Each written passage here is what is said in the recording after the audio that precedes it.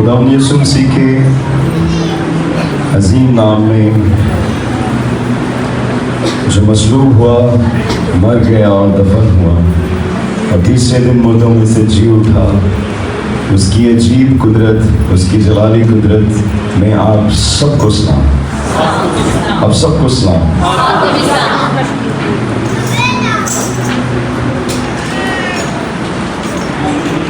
मैं बहुत खुश हूँ आज।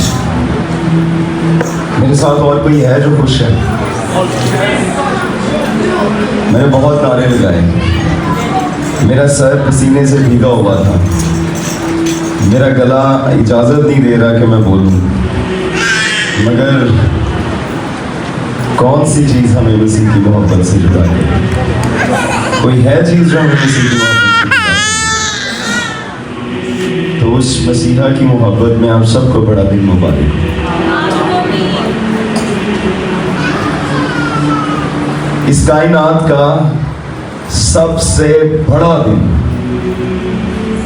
सबसे बड़ा त्योहार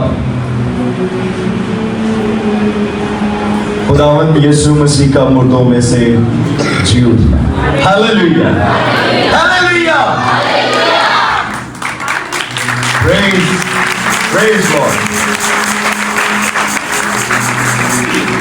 ये नहीं कि क्रिसमस बड़ा दिन नहीं है, मगर क्रिसमस जो है वो सीजन है और रेज़रेक्शन जो है वो रीजन है। किसी मुखालिफे मसीह ने कहा कि अगर मसीहियत का वजूद दुनिया में से ख़त्म करना है तो मसीह का जी उठना गलत साबित है, ताकि ये मज़हब ख़त्म हो जाए, ये मोहब्बत ख़त्म हो जाए, ये रिश्ता ख़त्म हो जाए। हम कलाम खुदा में से अपनी रहनुमाई में पढ़ेंगे जल्दी से मत्ती की अंजील, उसका 28वां बाब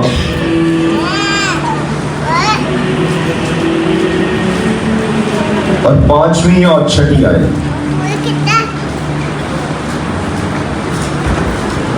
कितने लोगों के पास बाइबल है? आप अपने साथ बैठे हुई बहन को या भाई को दिखा सकते हैं जिसके पास नहीं। मत्ती रसूल की मार्फत लिखी गई खुदावंद यीशु मसीह की अंजील, उसका 28वां बाब, उसकी 5वीं और 6ठी आयत। 5वीं आयत से मैं पढ़ूंगा। फरिश्ते ने औरतों से कहा, तुम ना डरो, क्योंकि मैं जानता हूं कि तुम यीशु को ढूंढती हो जो मसलूब हुआ। मैं इस आयत को सबके लिए पढ़ना चाहता हूं। फरिश्ते ने सबसे कहा, फरिश्ते ने सबसे कहा, तुम ना डरो, क्योंकि मैं जानता हूं कि तुम यीशु को ढूंढते हो जो मसलूब हुआ, जो मसलूब हुआ। अगली आयत हम खड़े होकर पढ़े, क्योंकि सबके लिए, सिर्फ औरतों के लिए नहीं। सब खड़े हो अपनी जगह पे प्लीज, ऊपर भी, गैलरी वाले भी। मसीह की मोहब्बत में, क्योंकि ये अल्फाज ऐसे जबरदस्त अल्फाज हैं कि आसमानी खूबतें भी हरकत में आ गई। 6ठी आयत हम मिलकर पढ़ेंगे, ठीक है? हम शुरू करें। वो यहां नहीं है क्योंकि अपने कहने के मुताबिक जी उठा है, और ये जगह देखो जहां खुदावंद पड़ा था। हालेलुया, वो जी उठा है। हालेलुया, जिसका यीशु जिंदा है उसकी आवाज भी जिंदा हो। हालेलुया, मेरा यीशु जी उठा है और मैं उसकी ईद मना रहा हूं, मैं उसकी खुशी मना रहा हूं, क्योंकि उसका जी उठना फकत सिर्फ और सिर्फ मेरी जात के लिए, ना फरिश्तों के लिए, ना जानवरों के लिए, सिर्फ मेरे लिए वो जी उठा। हालेलुया, तशरीफ रखें।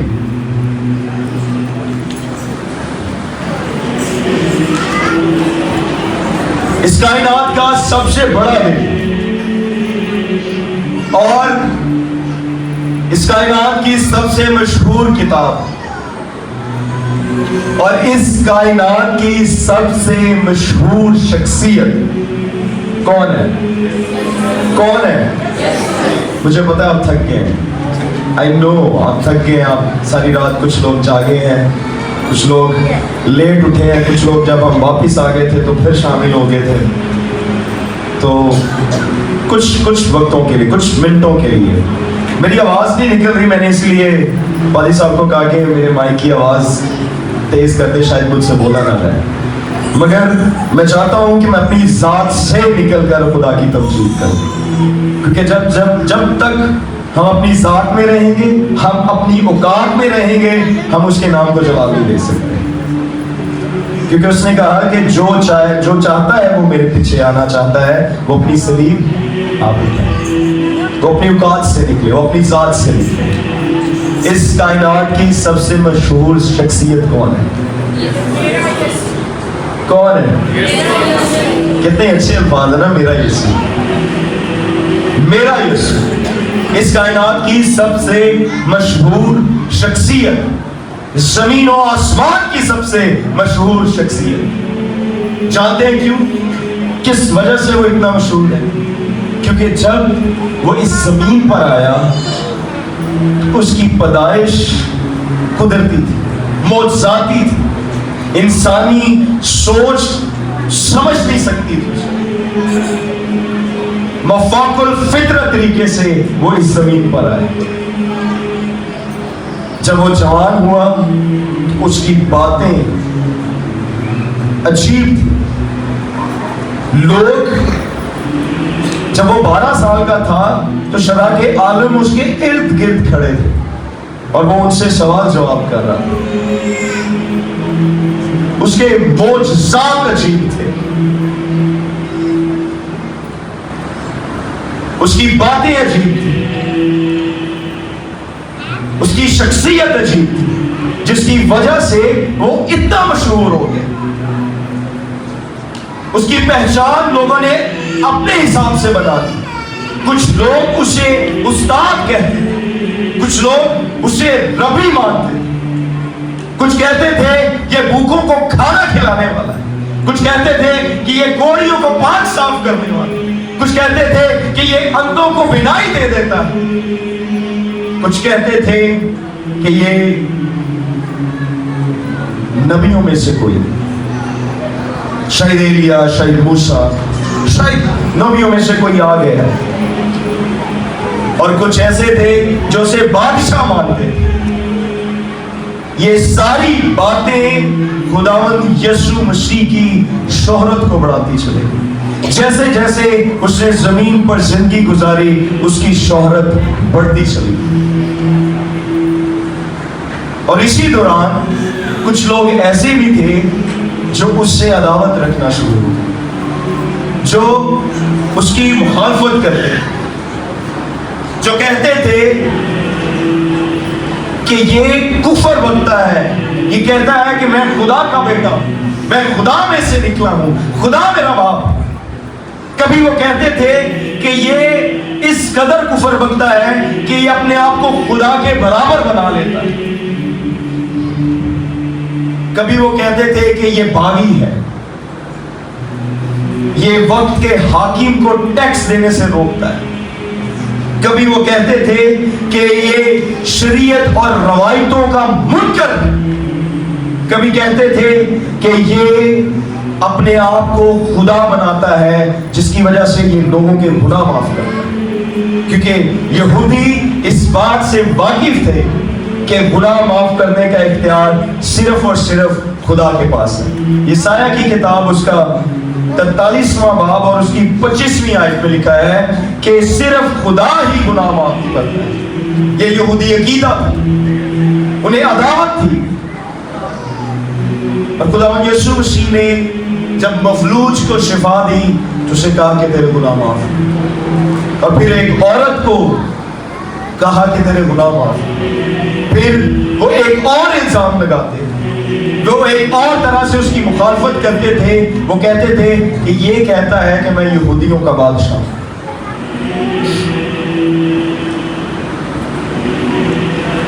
फिर वो कहते थे कि ये कहता है कि मकदस को ढा दो तो मैं उसे तीसरे दिन में फिर खड़ा कर दूंगा। ये हैकल जो इतने सालों में बनी, ये कैसे इसे 3 दिन में खड़ा कर सकता है? और इन सारे इल्जामात की वजह से, इस सारी मुखालफत की वजह से उसे गिरफ्तार किया गया और मशरूब किया। अदालतों में पेशी की, कभी हेरोदीस के पास, कभी काहिनों के पास, फकीरों फरीसियों सरदारों के पास, कभी पिलातूस के पास, और फिर आखिरकार उन्होंने उसे मसलूब कर दिया। और मेरा और आपका मसीहा 7 तारीखी कलमे सलीब पर बयान करते हुए जब उसने अपनी रूह खुदा के हाथों सौंप दी तो उसने अपनी जान दी, वो कुर्बान हो गए।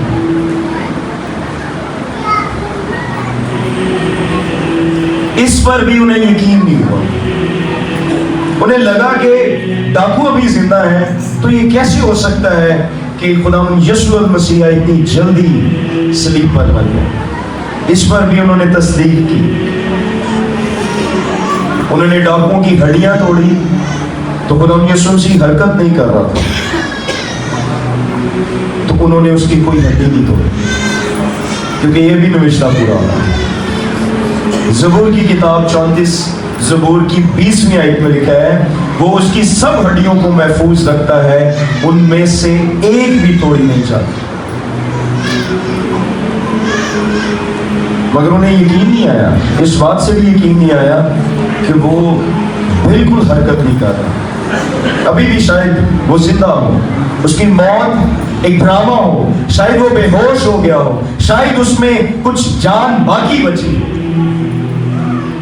तो फिर आपको पता है एक और काम उन्होंने किया, और वो काम था उन्होंने उसकी पसली छीनी। अब हमें लगता है कि शायद ये भी जुल्म करना था, आखिर में ये रह गया था जुल्म बाकी, उसकी पसली छेद दी जाए, इसलिए उन्होंने उसकी पसली छेद दी। मगर जो रूमी हुकूमत थी वो बड़ी समझदार थी, जो रूमी सिपाही थे, जो उनके लीडर थे, वो बड़े समझदार थे। उन्हें जब लगा कि ये सलीब पर बहुत जल्दी मर गया है, तो उन्होंने टांगे नहीं तोड़ी बल्कि उसकी पसली छेदी। मेडिकल तरीके से खुदावंद यीशु मसीह को सलीब पर ही चेक किया कि क्या इसकी मौत हो गई है या नहीं। और जब उसकी पसली में नेज़ा मारा गया तो आगे लिखा है खून और पानी बह निकला। अब सलीब पर जिन लोगों को लटकाया जाता था उन पर जिस्मानी अज़ियत तो होती ही थी, उसके साथ साथ वो मेंटली भी स्ट्रेस में होते थे। उनका दम घुट रहा होता था, दिल की धड़कन आहिस्ता आहिस्ता बंद हो रही होती और फेफड़ों पर शदीद किस्म का दबाव। जब इस तरह की हालत इंसानी जिस्म की होती है तो फिर दिल के पास एक लेयर होती है जिसे पेरिकार्डियम बोलते हैं, उसमें और फेफड़ों के गिर्द भी एक लेयर होती है। इन दोनों झिल्लियों के दरमियान एक मादा, एक फ्लूइड जमा होना शुरू हो जाता है जो पानी की तरह होता है, और जब वो फटता है तो जिस्म में से खून लेकर वो बाहर निकल आता है। और जब वो जिस्म में से निकलता है तो इसका मतलब ये होता है कि मेडिकल तौर पर प्रूफ हो जाता है कि ये बॉडी डेड हो चुकी, खत्म हो चुकी। अब फिर उन्होंने खुदावंद यीशु मसीह की लाश को उतारा और उसे दफनाने के लिए ले गए। अब हमारे मुल्क में जमीन के अंदर दफनाया जाता है। मुस्लिम और क्रिश्चियन लोग जो हैं वो उनका जब भी कोई अजीज इस दुनिया से जाता है तो उसे मिट्टी खोद के मिट्टी के अंदर दबाया जाता है। और जो पारसी लोग हैं वो खुली हवा में एक मखसूस वो जगह बना लेते हैं और खुली हवा में वो अपने मुर्दों को छोड़ आते हैं और वहीं उन्हें परिंदे खा जाते हैं, कीड़े मकोड़े खा जाते हैं। और हिंदू आपको पता है कि वो डेड बॉडीज को जलाते हैं। मैंने खुद अपनी आंखों से देखी है डेड बॉडीज जलती हुई। जब मैं नेपाल गया था। मगर खुदावंद यीशु मसीह के जमाना में लोग लाशों को पहाड़ों में गार बनाते थे, कमरा नुमा एक गार तैयार की जाती थी और उसमें रखा जाता। चूंकि ये जमीन के ऊपर डेड बॉडी रखी जाती थी, इसीलिए जब यीशु मसीह को दफनाया गया तो बहुत भारी मिकदार में मसाले और खुशबूदार चीजें लगाई। मिस्री डेड बॉडीज को सेव करने के लिए, लाशों को सेव करने के लिए उनके अंदर स्टफ करते थे। मगर जो लाशें जमीन के ऊपर रखी जाती थी, उन्हें पट्टियों के साथ लपेट कर, जैसे हड्डी टूट जाए तो प्लास्टर वाली जो पट्टी होती है पहले बड़ी नरम होती है, जब उसे लपेट दिया जाता है तो वो हवा के साथ मिलकर कोई केमिकल रिएक्शन होता है जिससे वो पत्थर की तरह हो जाता है। इसी तरह खुदावंद यीशु मसीह को जब दफनाया गया तो बहुत सारी खुशबू लगा करके दफनाया। निकोदेमस मेरा ख्याल 50 शेर वो मुर और ऊद मिला हुआ लेकर आया था। खुदावंद यीशु मसीह की जब सलीब पर मौत हो गई तो एक शख्स जो मुशीर था, एम्बेसडर था, दयानतदार था, नेक था और खुदा की बादशाही का मुंतजिर था, उसने जुर्रत की, खुदा के कलाम में लिखा है कि उसने जुर्रत करके पिलातूस से खुदावंद यीशु मसीह की लाश को मांगा। और शरा के आलमों ने मुखालफत नहीं की। पता है क्यों नहीं की? क्योंकि वो चाहते थे कि खुदावंद यीशु मसीह को किसी नई कब्र में रखा जाए जहां कभी किसी को नहीं रखा। और शायद वो इस बात से भी डरे हुए थे कि अगर किसी खुदी हुई कब्र में किसी नबी को, किसी ऐसे मशहूर शख्स को जिसके बारे में लोग बहुत चीजों को जानते हैं, जो कहते हैं कि ये मौजज़ात करता है, शायद इसकी हड्डियों के साथ लग के मुर्दा जिंदा ना हो जाए, क्योंकि उन्होंने ये बात सुनी हुई। एक नबी था जिसे जब दफनाया गया तो उसकी हड्डियों के साथ मुर्दा लगते ही जिंदा हो। और वो कौन सा नबी था? कौन सा नबी था? अलीशा। तो कहीं ना कहीं शरा के आलम, फरीसी, फकी घबराए हुए थे और उन्होंने इस बात में मुज़ाहमत ही नहीं की, बल्कि पिलातूस ने यूसुफ को खुदावंद यीशु मसीह की लाश को ले जाने दिया।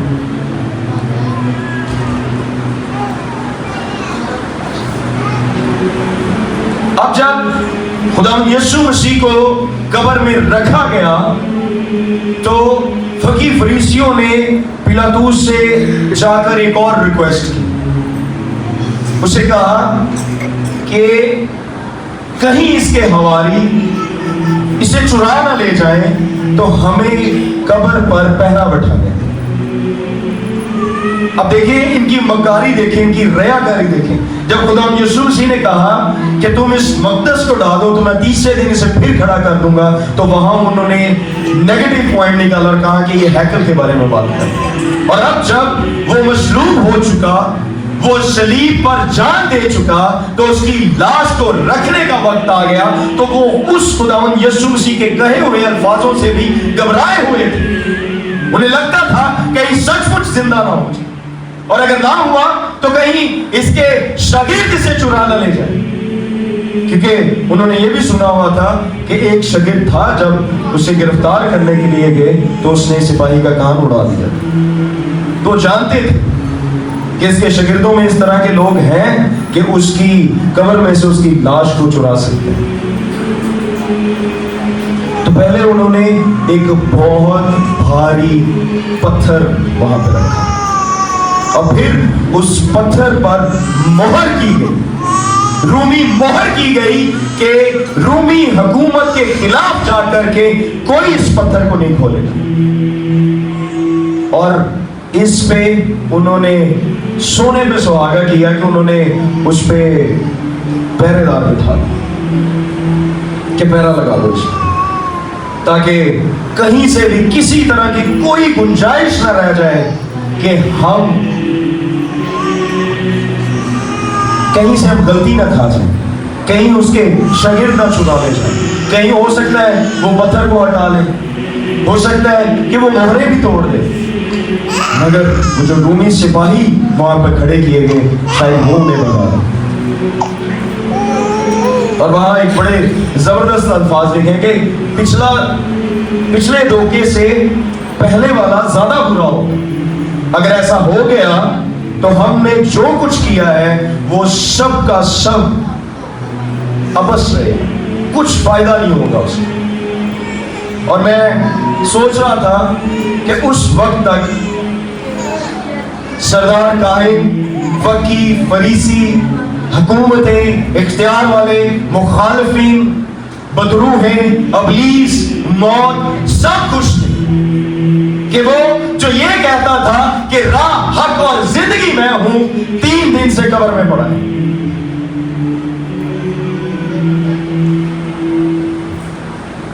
और इतवार की सुबह सवेरे, सुबह होने से पहले औरतें कब्र पर आई,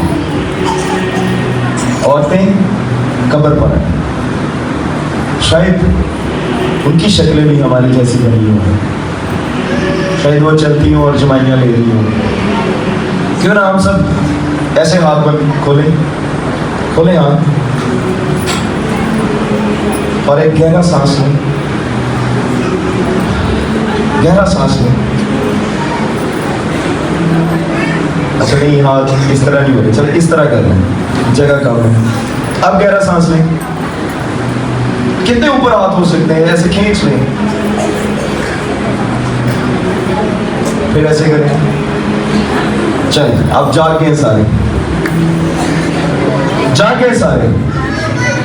औरतें जब कब्र पर गई तो पता किस मकसद के लिए गई? वो वही खुशबू लगाने गई, क्योंकि उन्हें भी पता था कि खुदावंद यीशु मसीह की लाश जमीन के अंदर नहीं बल्कि ऊपर है और बदबू आएगी, स्मेल आएगी। जब लाजर को जिंदा किया यीशु ने तो दूर खड़े लोगों ने अपनी नाक ढांप ली थी, बंद कर ली थी कि बड़ी बदबू आ रही है। अच्छा ये सोचकर चली है, सारी चीजें उन्होंने ली हैं और रास्ते में मेरी तरह उन्हें याद आया कि पत्थर कौन हटाए। उन्हें रूमी सिपाहियों का ख्याल नहीं आया, उन्हें मोहरों का ख्याल नहीं आया, डायरेक्ट उन्हें ख्याल आया कि पत्थर कौन हटाए। सबसे बड़ी प्रॉब्लम को उन्होंने पहले फोकस किया कि पत्थर कौन हटाए। मगर जब गई वहां पे पहुंची तो हैरान। अब खुदावंद यीशु मसीह की कब्र पर जो पत्थर रखा गया, आप में से काफी लोगों ने पिक्चर्स में देखा होगा, वो गोल और लिखा गया उस पत्थर को लुढ़का दिया गया। अब मुझे लगता है कि ये कब्र है और इसके आगे जब ये पत्थर रखा गया तो इस तरह घुमाया गया पहिए की तरह, और उसके नीचे एक रास्ता बनाया होगा एक नाली की तरह, और वो नाली आगे से बंद होगी, यहाँ से उसे घसीटा गया होगा और आगे जाके वो उसके साथ रुक गया होगा कब्र के मुंह पे, और वहीं पे उस पे मोहरे लगा दी, उसे बंद कर दी।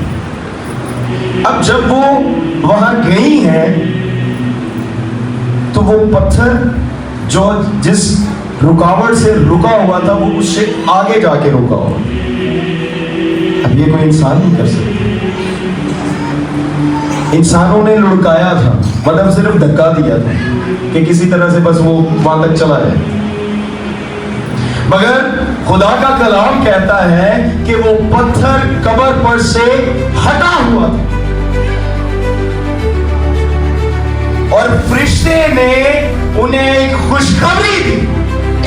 वो खुशखबरी जो मरियम को दी गई, वो खुशखबरी जो यूसुफ को दी गई। उसने कहा कि तुम जिंदा को मुर्दा में क्यों ढूंढ रही हो? वो अपने कहने के मुताबिक जी उठा है। Hallelujah, hallelujah, hallelujah. खुदावंद यीशु मसीह का कफन वहीं पड़ा। उस वक्त कफन को पट्टियों की तरह लपेटा जाता, और अगर शागिर्द या कोई इंसान उसको उस कफन में से निकालता तो शायद वो कफन काटना पड़ता। तितली का जब लार्वा बनता है और वो जब नई जिंदगी उस लार्वे में से निकलती है तो वो फॉल पूरा रह जाता है और तितली बाहर निकलती है। इसी तरह मेरे और आपका यीशु, आपके यीशु का कफन बिल्कुल एज इट इज वैसे ही था और यीशु भी वैसे ही। हालेलुया। उसी जिंदा मसीह की एक और तस्वीर जो मुझे और आपको आज समझने की जरूरत है। उस तस्वीर को यूहन्ना बयान करता है, मुकाशवा की किताब। वो जिंदा मसीह जो उस वक्त कफन में था, हाथों और पांव पर कीलों के निशान थे, पसली भी छेदी हुई,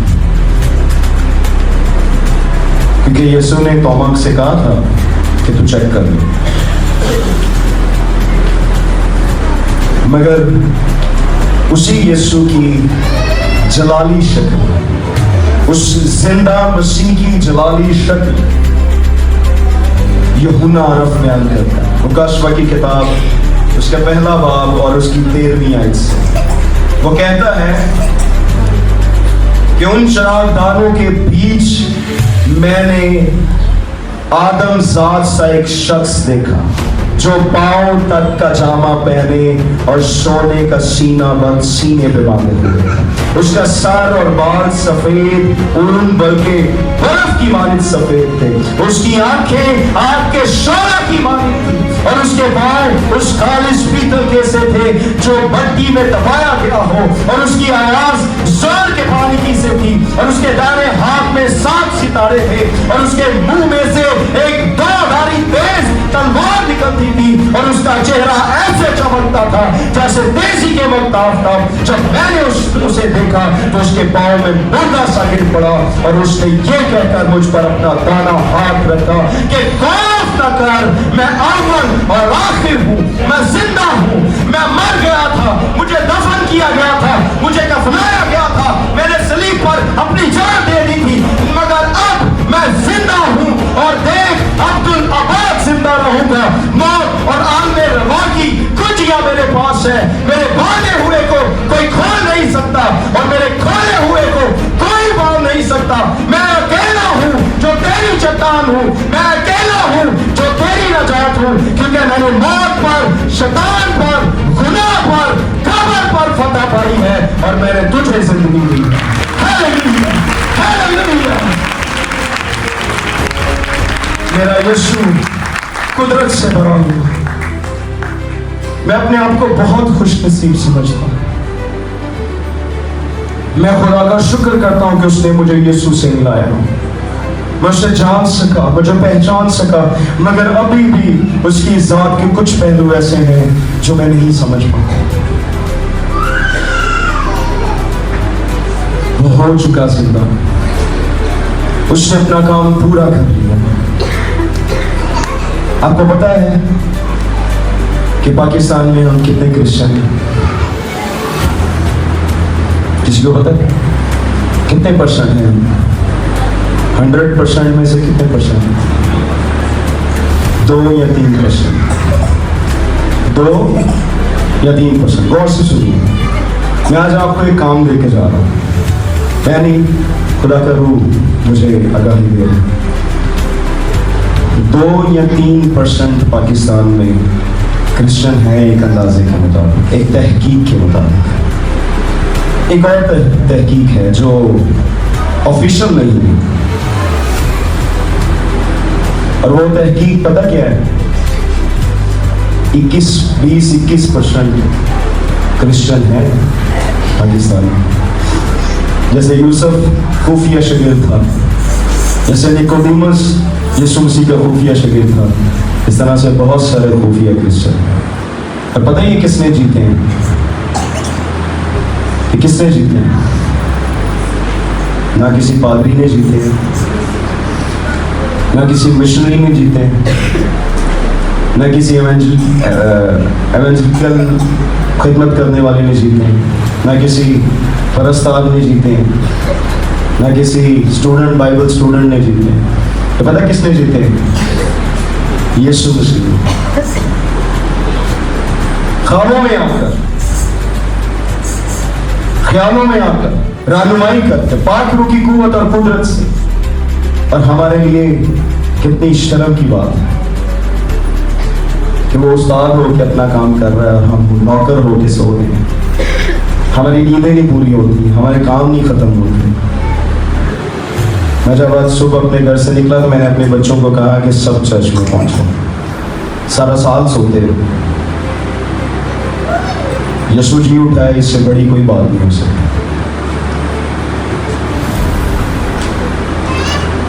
उसे हमसे यही शिकायत है कि हमने पहले से मोहब्बत छोड़ी। जिस शख्स पर जिंदा मसीह का ज़हूर हुआ है वो नहीं रहा जो वो समझता था। कलाम खुदा का नए अहदनामे का खुदाम यीशु मसीह के बाद सबसे बड़ा हीरो कौन है? कौन है? क्या वो वैसा रहा जब यीशु उस पर ज़ाहिर हुआ? हम तो डायरेक्टली कह देते हैं कि मुझसे खुदा ने बात की, मुझे ख्वाब में खुदा ने दिखाया। हाँ, वो चाहता है, दिखाता है, मगर शायद हम वैसे नहीं चाहते जैसा वो चाहता है। आज ज़रूरत है कि हम जिंदा मसीह के ज़हूर को की मायनों में समझें। हम समझें कि क्या वो मेरे अंदर जी उठा है या नहीं। क्या मैं ये कह सकता हूं कि अब मैं जिंदा ना रहा बल्कि मुझ में मसीह जिंदा है।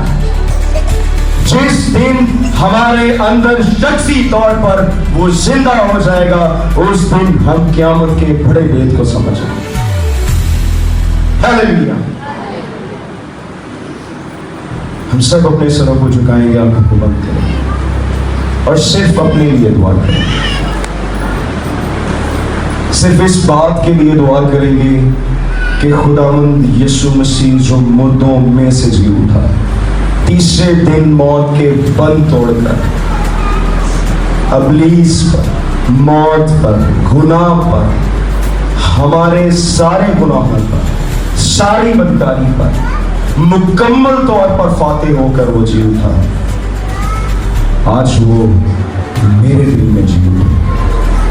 आज जिंदा मसीह मेरे अंदर आ जाए। मैं रवायती मसीह ना रहूं, मैं तहवारी मसीह ना रहूं, मैं अतवारी मसीह ना रहूं, मैं एतबारी मसीह बनूं। मुझ पर उसे एतबार हो।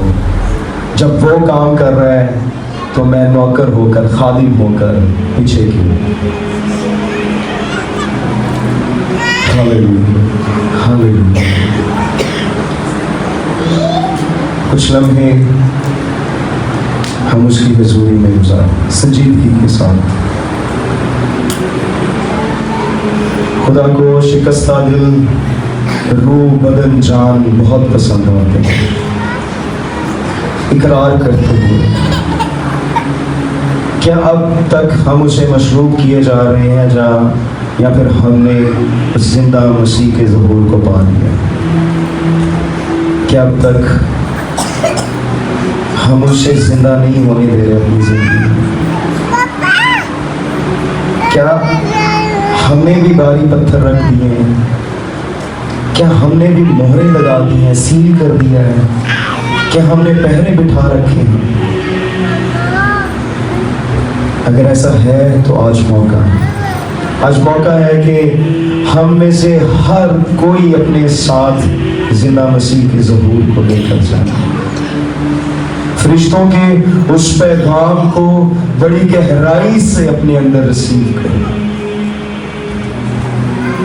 खुदा के कलाम में लिखा है कि खुदा के रूह को कसरत से अपने अंदर बसने हम मौका नहीं देते, हमारे नहीं देते, हम परमिशन नहीं देते। ये वक्त है कि हम सब मिलकर उसके रूह को अपने अंदर आने दें। उसे कहें कि तू मुझे लीड कर, उसे कहें कि जिंदा मसीह के साथ मुझे मिला दे। उसे कहें कि हर बारी पत्थर को हटा दे। वो मेहरबान है, वो कुदरत से भरा है। तभी तो उसने कहा है, बाप इनको माफ कर, ये नहीं जानती है क्या कर। अगर हमसे भूल हुई, अगर हम गलती पे रहे, तो आज मौका है कि हम सरेंडर करें। बाबा आसमानी तेरा शुक्र, तेरी तारीफ करते यीशु नासरी के नाम। तेरी कुदरत को, तेरी मोहब्बत को हम अपनी जिंदगियों में वेलकम करते। हमारे लिए तूने मसीह यीशु को इस जमीन पर भेजा ताकि वो हमारे गुनाह का कफारा दे। हम पर बड़ा रहम, बड़ा फजल हो गया। हम इस लायक ना थे, हम इस काबिल ना थे, हमें कोई लियाकत ना थी, हमें कोई समझ ना थी, मगर फिर भी तूने हम हकीर निकम्मों को अपने लिए चुन लिया।